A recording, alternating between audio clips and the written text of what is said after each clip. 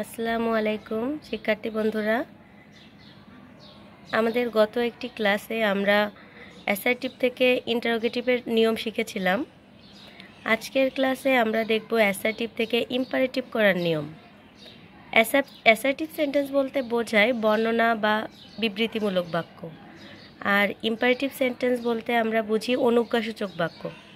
এখন একটা অ্যাসার্টিভ সেন্টেন্সকে কিভাবে আমরা ইম্পারেটিভ সেন্টেন্সে রূপান্তরিত করতে পারি, তার জন্য আমি তোমাদের সামনে খুবই সহজ নিয়মে পাঁচটি রুল নিয়ে এসেছি। প্রথম রুলটি হচ্ছে, অ্যাসার্টিভ সেন্টেন্সটি হ্যাঁবোধক হলে এবং সাবজেক্ট সেকেন্ড পারসন হলে। তাহলে কয়টা শর্ত আমাদের থাকতে হবে? দুইটা। অ্যাসার্টিভ সেন্টেন্সটি হ্যাঁবোধক হতে হবে এবং সাবজেক্টটি হতে হবে সেকেন্ড পারসন। তাহলে গঠনটা আমরা কেমন দিব? প্রথমে সেন্টেন্সের মূল ভার্বটি খুঁজে বের করতে হবে। খুঁজে বের করে মূল ভার্বের প্রেজেন্ট ফর্মটা লিখতে হবে।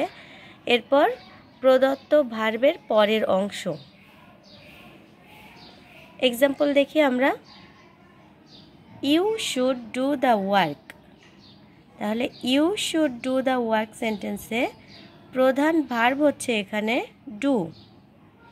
এখন ডুটা এখানে প্রেজেন্ট ফর্মে আছে, এজন্য আমাদের এখানে আর কোনো পরিবর্তন করার দরকার নেই। আমরা সরাসরি এখানে ডুটাকেই বসিয়ে দিব। এরপর কি বলেছি? প্রদত্ত ভার্বের পরের অংশ।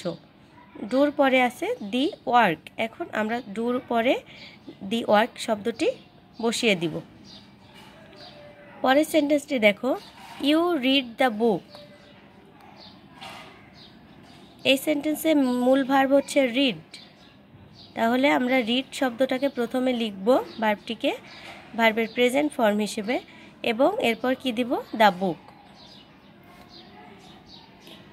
এরপর দ্বিতীয় রুলে দেখো তোমরা, অ্যাসার্টিভ সেন্টেন্সটি যদি নাবোধক হয় এবং সাবজেক্ট সেকেন্ড পারসন থাকে। তাহলে দুইটা শর্ত এখানে কি বলছে? অ্যাসার্টিভ সেন্টেন্সটি নাবোধক হতে হবে এবং সাবজেক্ট হতে হবে সেকেন্ড পারসন।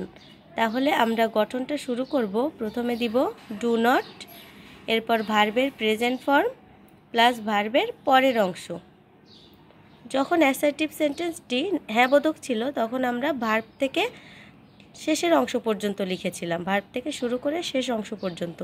কিন্তু যখন অ্যাসার্টিভ সেন্টেন্সটি নাবোধক হচ্ছে তখন আমরা ভার্ব থেকে বাকি অংশ পর্যন্ত লিখতে হচ্ছে এবং তার আগে অতিরিক্ত একটি ডু নট শব্দ যোগ করতে হচ্ছে। এক্সাম্পল দেখো, you should not go out. তাহলে কি হবে? Do not go out. এরপর 3 নাম্বার রুলে আছে, সেন্টেন্সে নেভার যুক্ত থাকলে। সেন্টেন্সটির মধ্যে যদি কোথাও নেভার যুক্ত থাকে তাহলে সেন্টেন্সটি নাবোধকই হয়। সেক্ষেত্রে গঠন হবে প্রদত্ত নেভার প্লাস ভার্বের প্রেজেন্ট ফর্ম প্লাস ভার্ব থেকে পরের অংশ। তাহলে এক্সাম্পল দেখো, ইউ শুড নেভার টেল এ লাই। তাহলে আমরা এটাকে কিভাবে শুরু করতে পারি? নেভার দিয়ে। নেভারটাকে আমরা শুরুতে লিখব নেভার, এরপর ভার্বের প্রেজেন্ট ফর্ম টেল, তারপর বাকি অংশ এ লাই। তাহলে হলো নেভার টেল এ লাই।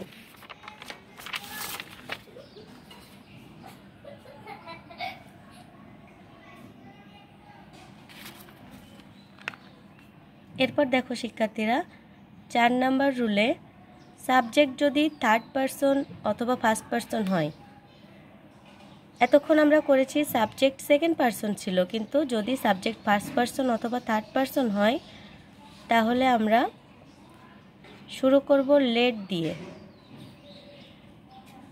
লেটের পরে প্রদত্ত সাবজেক্টের অবজেক্টিভ ফর্ম, মূল ভার্বের প্রেজেন্ট ফর্ম প্লাস বাকি অংশ। Example, he plays football. এখানে সাবজেক্ট আছে হি, হি হচ্ছে থার্ড পারসন। এরপর আরেকটি sentence, we should go out. এখানে উই হচ্ছে ফার্স্ট পারসন। তাহলে এই দুইটা সেন্টেন্সের কোথাও আমরা সেকেন্ড পারসন সাবজেক্ট দেখতে পাচ্ছি না। এখানে আছে ফার্স্ট পারসন এবং একটা থার্ড পারসন।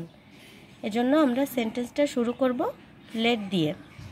তাহলে লেট, দুই জায়গায় আমরা লেট বসালাম। এখানে হি ছিল, এজন্য আমরা হির অবজেক্টিভ ফর্ম হিসেবে হিম ব্যবহার করেছি।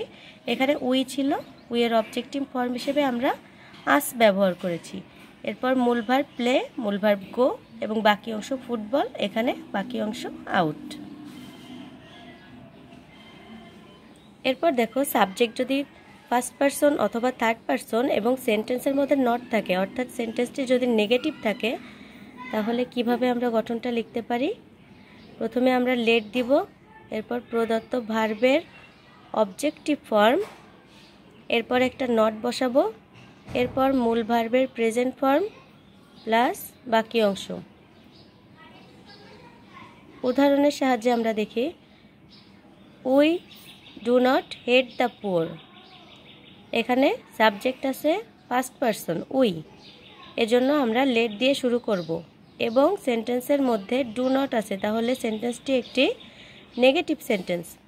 এজন্য আমরা লেট, এরপর অবজেক্টিভ উইয়ের অবজেক্ট হচ্ছে আজ বসালাম, এরপর নট বসালাম, তারপর ভার্ব ওয়ান এবং তারপর বাকি অংশ। যদি নাউন থাকে তাহলে তার আগে নট বসবে এবং প্রোনাউন থাকলে আমরা নটটাকে পরে বসাবো। সেন্টেন্সটা দেখো, রোহান ডাজ নট টেল এ লাই। এখানে সাবজেক্টটা কিন্তু একটা নাউন আছে, এখানে কোনো ফার্স্ট পারসন অথবা থার্ড পারসনের কোনো প্রোনাউন নেই, এখানে একটা নাউন আছে সাবজেক্ট হিসেবে। এজন্য আমরা নটটাকে এই নাউনের আগে বসাবো, লেট নট রোহান টেল এ লাই। এই হচ্ছে আমাদের অ্যাসার্টিভ থেকে ইম্পারেটিভ করার 5টি নিয়ম। আশা করি তোমরা সুন্দরভাবে বুঝতে পারবে। ধন্যবাদ।